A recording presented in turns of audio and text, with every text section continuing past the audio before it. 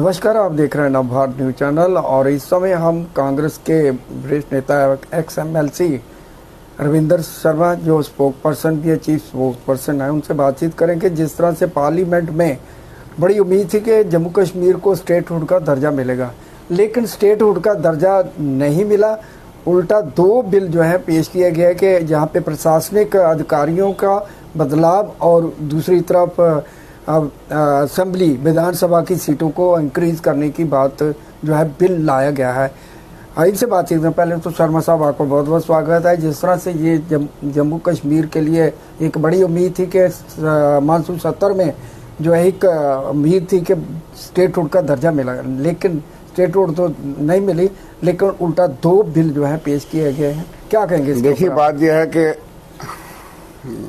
वो भूखा क्या चाहता है, दो रोटियां। जी जी, हमें तो गर्ज ये थी कि हम स्टेटहुड की मांग कर रहे थे और बच्चा ये उम्मीद करता था और कई बड़े लोगों को भी थी।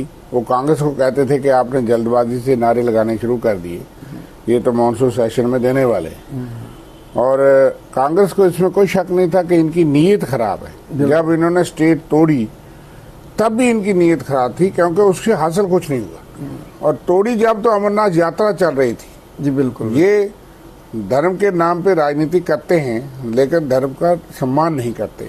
पहले तो आपत्ति है कि 5 अगस्त वो कौन सा मुहूर्त था कि जिस दिन आपने 370 तोड़ना है, स्टेट तोड़नी है, तो आपने इतनी बड़ी प्राचीन यात्रा जिसके लिए आप इतना बवाल मचाते थे। बिल्कुल बिल्कुल। और जब खुद आप सत्ता में आए तो आपने उस यात्रा को अबार्ट करके, उसको रद्द करके और ये बता के कि बहुत बड़ा खतरा है, आपने ये काम किया।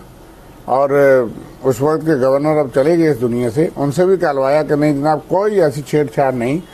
झूठ में तो शुरुआत इन्होंने 5 अगस्त 2019 से ही की। जी बिल्कुल। और यात्रा के बीच में यात्रा को रोक के और मर्यादा को भंग करके इन्होंने, हमने भी देखा कि भाई ये काम तो यात्रा खत्म होने के 10 दिन बाद भी हो सकता था। बिल्कुल। पार्लियामेंट तो लंबी चल रही थी, इसलिए वहीं से झूठ था।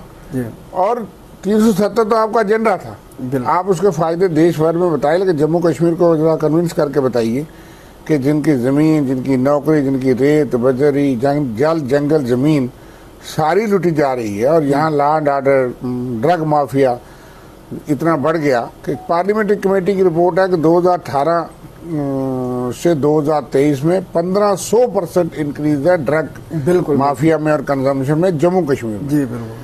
ये तमाम चीजें 370 या स्टेट तोड़ने के बाद हुई। आपका एजेंडा था 70 साल से 370 तोड़ना है, जो मर्जी हो, उसके फायदे बताइए, लेकिन वो आप करते हो अलग जंग हमारी। लेकिन स्टेटहुड महाराजा हरि सिंह की डोगरा विरासत, डोगरा पहचान, यहाँ 1 करोड़ 40 लाख लोगों के सिटीजन की पहचान, शनाख्त, अधिकार, वो मुझे बताइए, वो आपने क्यों तोड़ी? जी जी। फिर तोड़ने के बाद आपने पार्लियामेंट में वादा किया कि हम उस स्टेट को बहाल करेंगे। बिल्कुल बिल्कुल। जल्द बहाल करेंगे। बार बार आप कहते रहे, जी बिल्कुल, धोखा देते रहे।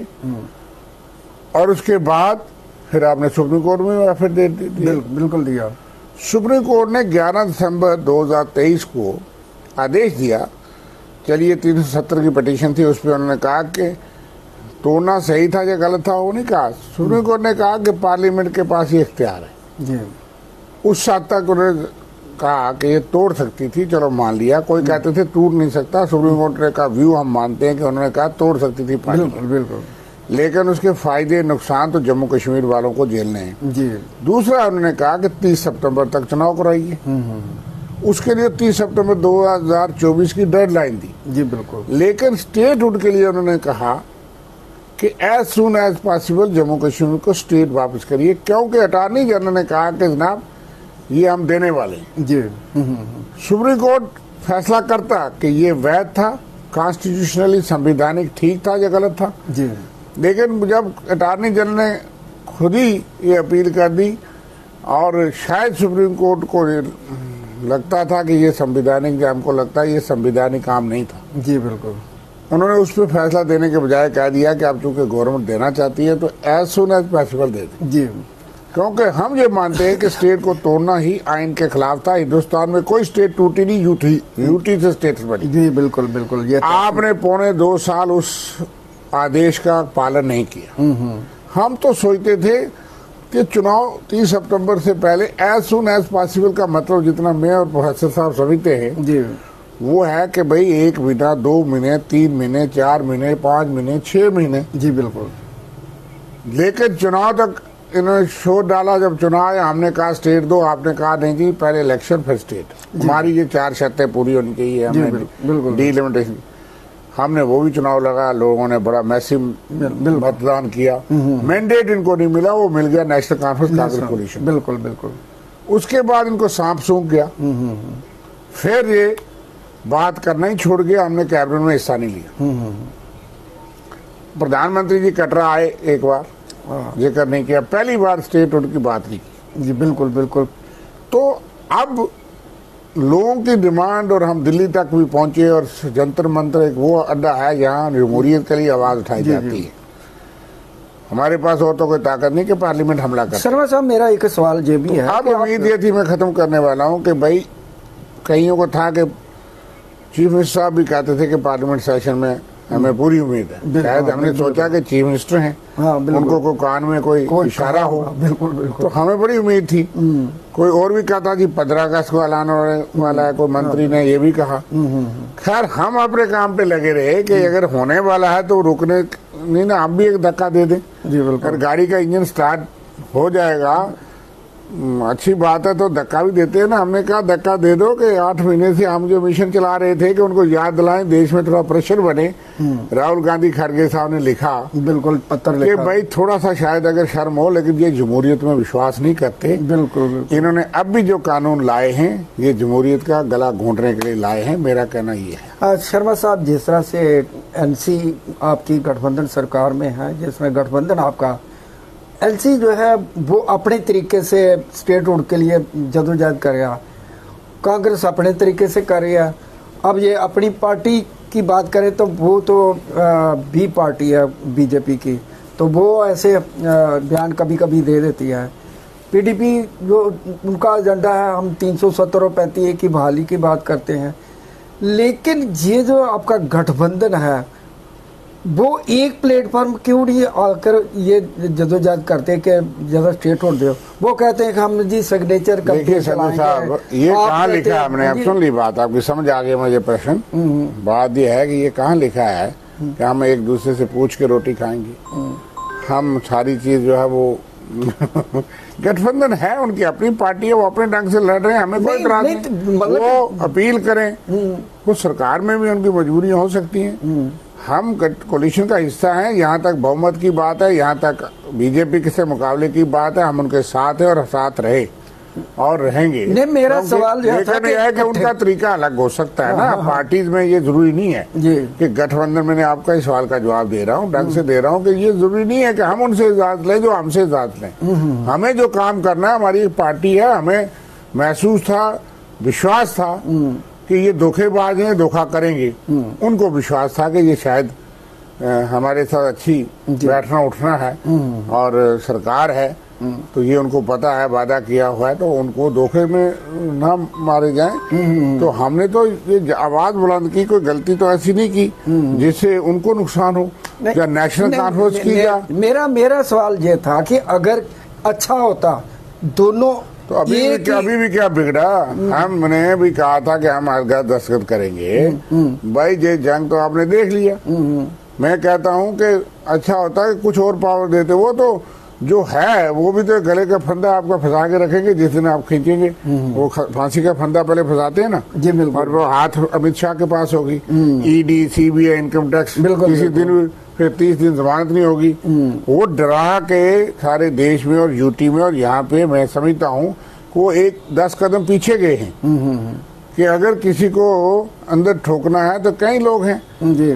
ठीक है, इधर चिदम्बरम साहब की जमानत नहीं हुई क्योंकि अमित शाह जी अंदर रहे थे 90 दिन, तो 91 दिन के बाद उनकी जमानत की बात हुई। इस देश में ऐसे कानून बनाए हैं कि आप किसी को भी फंसा सकते हैं, किसी को भी डाल सकते हैं।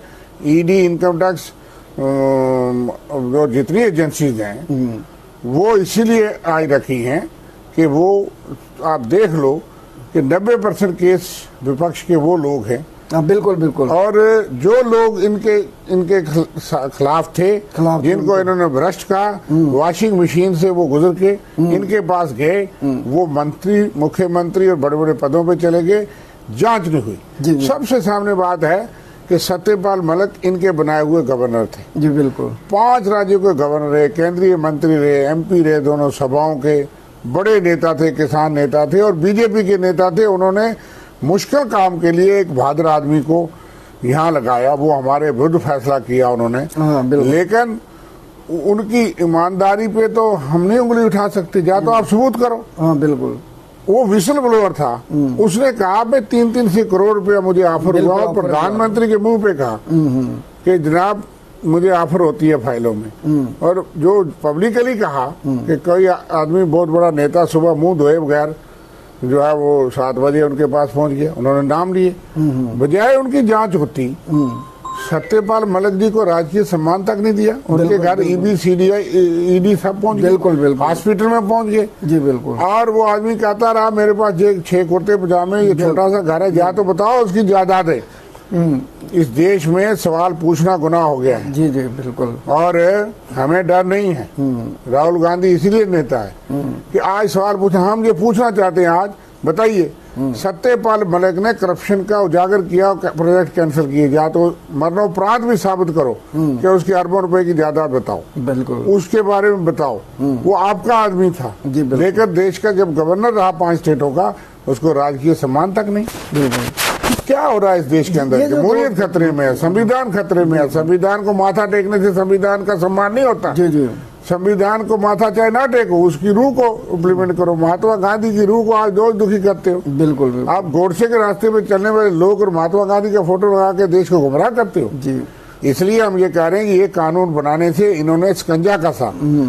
जम्मू कश्मीर में क्या गुनाह किया कि हम लोगों ने 4 जंगों में अपने घर परिवार के लोग शहीद किए, यहाँ के हर परिवार ने दुख झेला, डिस्प्लेसमेंट्स हुई और बेदखल हुए लोग, जवान शहीद हुए।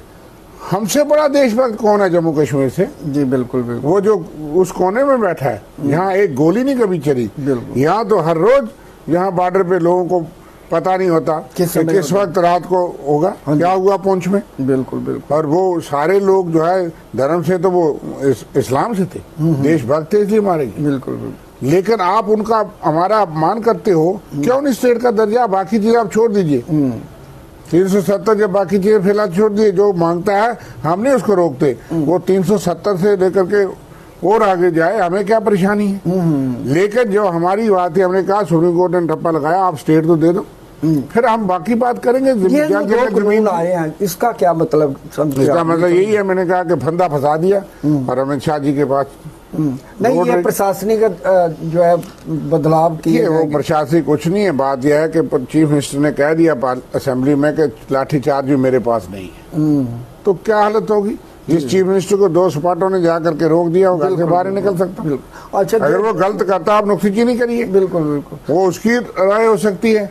लेकिन आप चीफ मिनिस्टर, आपने दिखाया कि आपकी 1,40,00,000 लोगों की वोट की कोई कीमत नहीं है। चीफ मिनिस्टर को 2 पुलिस वाले रोक सकते हैं। एक और भी जो कहते हैं असेंबली की सीटों को बढ़ाना, वो क्या है? वो डिलिमिटेशन जो है, वो तो इनका एजेंडा और होंगे कहीं, वो हम कई चीजें सुनते हैं, वो अब आएगा हम बताएंगे। जो डिलिमिटेशन पिछली हुई, किसी की सुनी? जी बिल्कुल। हम ऑल पार्टी मोर्चा, जिसमें Congress, national Congress, PDP, Shiv Sena, IDP, CPM, CPI और भी कई NGO हमारे साथ थी, अकाली दल, फलाना फलाना, हमारा एक अलग मोर्चा था। हमने मेमोरेंडम कांग्रेस पार्टी की तरफ से भी दिया, उनकी तरफ से भी दिया, धरना भी लगाया।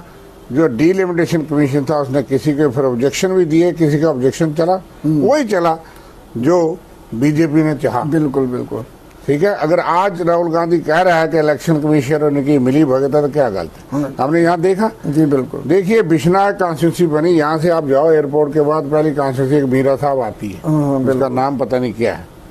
वो आरसपुरा के बीच है। उस पंचायत को उठा के बिश्ना के साथ इन्होंने देखा इस पंचायत में कौन रहता है, हिंदू रहता है, मुसलमान रहता है, सिख रहता है, दलित रहता है, फलाना रहता है। ये एक्सरे करते थे। मैंने कई बार कहा ये डिलिमिटेशन नहीं था, डायसेक्शन था, ये पोस्टमार्टम था, ये एक्सरे था कि कैसे बीजेपी कहां से जीत सकती है। इन्होंने यही एक्सरे लगा करके हमारी एरिया था जी। कालाकोट 96 में कॉन्स्टिट्यूंसी बनी और वो एक नई कॉन्स्टिट्यूंसी बन गई। वहां के लोगों को बैकवर्ड एरिया था, पिछड़ा था, नई कॉन्स्टिट्यूंसी बनी, ठीक है। और नौशहरा और सुंदरपानी 70 साल से 47 से एक कॉन्स्टिट्यूंसी कटी थी। हम मांग करते थे कि अच्छा 2 बनाओ, हमें जो है कुछ एरिया इधर से उधर से लगा के सुंदरपानी को एक कॉन्स्टिट्यूंसी। बिल्कुल बिल्कुल। बजाय उसके वो कालाकोट के साथ जोड़ दिया। कालाकोट का आधा उधर तोड़ा, आधा उधर तोड़ा, नौशहरा को आधा उधर तोड़ा, तो सुंदरबनी और कालाकोट को मिक्स कर दिया जी। बिल्कुल ठीक है। तो वो हमें रास्ते भी पता नहीं, मीन ऑफ कम्युनिकेशन ही, जो पैरामीटर कानून में लिखा है उस कानून को मानते नहीं। उसमें लिखा है पॉपुलेशन देखनी है, कनेक्टिविटी देखनी है, लोगों की सहूलत देखनी है। इसके बरक्स डिलिमिटेशन किया और कहते हैं जनाब हमने डिलिमिटेशन कर दिया। तो इसलिए वो मैं कहानी सुनाऊंगा कि एक कोई था मांगने वाला, कोई भिखारी को, तो वो पहाड़ी, हमको पहाड़ी कहते हैं, मैं भी पहाड़ी हूँ, तो कहीं गया, उसने कहा ये मुझे थोड़ा सा एक मक्की की रोटी बना के दो। तो वो बेटी को कहा, बीवी ने कि अच्छा बना दे बेचारे को जी। बिल्कुल। तो उसने क्या किया कि वो बनाया, तो मक्की की रोटी बना के तो उसको दे दी। तो कोई कड़ी छड़ी लस्सी जो थी तो उसने थाली में डाली, तो उसने वो मक्की की रोटी को मरोड़ा, ठीक है। तो उसने फिर उसको, तो बेटी जो थी वो भागती भागती माँ के पास गई। माँ उस पहाड़ी ने वो जो है ना वो रोटी फिर मरोड़ दी है, गूंद दी है, अब मुझे फिर बनानी पड़ेगी। उसने कहा कोई बात नहीं, खा लेगा।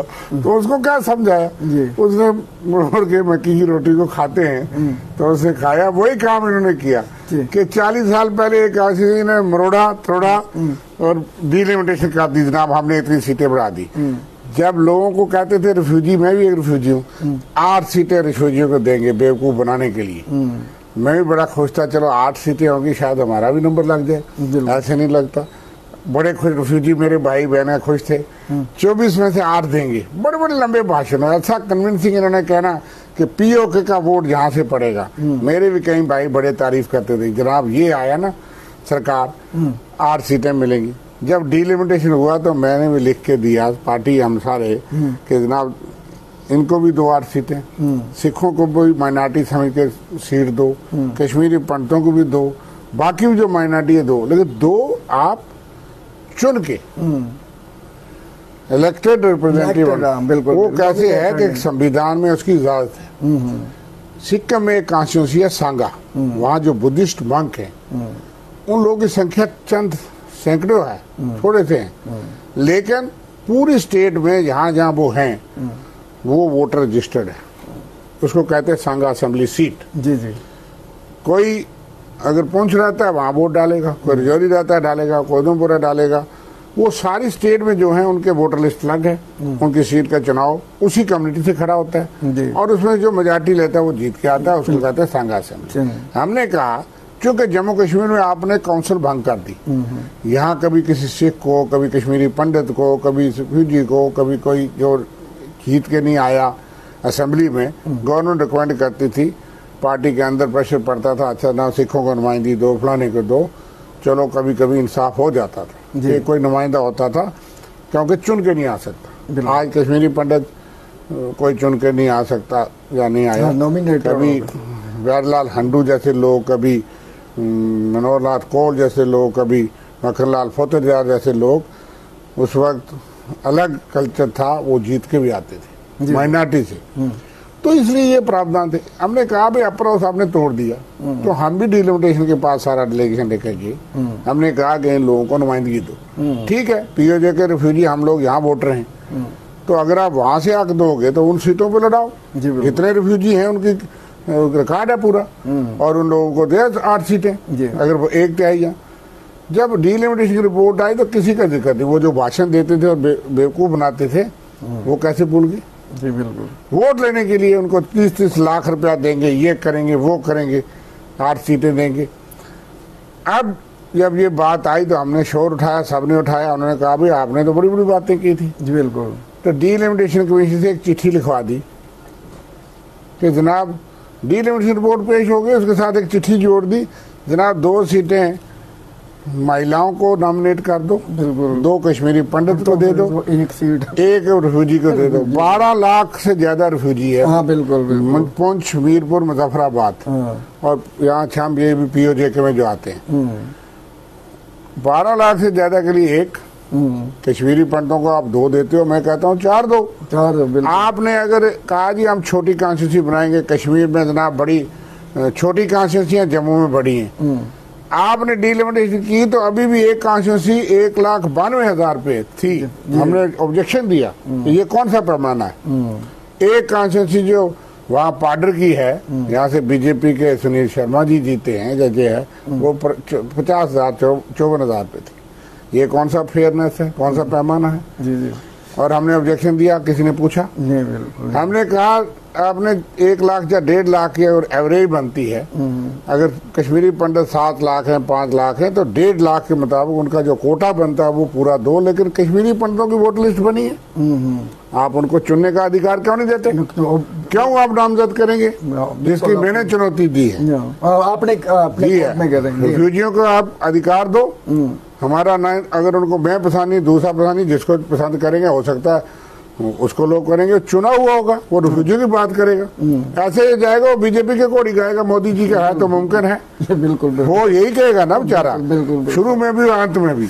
चलो तो इसी तरह से हमने ये कहा तो डिलिमिटेशन जब वो आप कह रहे हो उसमें बेइंसाफी हुई। अब भी जो सीटें जो बना रहे इन्होंने नक्शे बना दिए, हम सुनते हैं फलां कॉन्स्टिट्यूंसी की फलां होगी। अगर यही करते रहे और बेइंसाफी होगी, मैं कहता हूँ। और ये कहते हैं हमने इंसाफ किया, इंसाफ इन्होंने अपने लिए कोशिश की लेकिन सरकार नहीं बना पाए, इसलिए स्टेट नहीं मिल रही। बिल्कुल बिल्कुल। जब तक इनको मेजॉरिटी नहीं मिलेगी, स्टेट नहीं मिल गई, अब ये कहते हैं लोग जबरदस्ती से हमको वोट दें, हम स्टेट देंगे। जी बिल्कुल। हमारी जंग तो उसके लिए, बाकी कानून जो है वो ये है डराने के लिए। बातें बहुत ज्यादा हैं और समय बहुत कम है। तो ये थे Ravinder Sharma ji, chief spoke person जो कांग्रेस के। उन्होंने साफ कहा कि ये जो है इन्होंने बहानेबाजी है, स्टेट टूर इन्होंने दिया नहीं। बड़ी उम्मीद थी कि मानसून सत्र में ये अनाउंस करेंगे, उल्टा बिल लगाकर और जहाँ की सरकार के एक फंदे में फंसा दिया है। तो देखते हैं अब जनता के हाथ में, जनता संघर्ष जोर जबर की नीति में संघर्ष हमारा नारा है। लोगों को संघर्ष करना पड़ेगा। अगर लोगों को चाहिए स्टेट टूर चाहिए तो सड़कों पे आना चाहिए, जैसे हमने लेह लद्दाख में देखा तो सभी लोग जो हैं इकट्ठे हुए थे, अपनी मांग को ले लिया। बिल्कुल ठीक बात। जम्मू के लोगों को भी आगे आना होगा। तो इसके साथ मुझे दीजिए इजाजत, नमस्कार।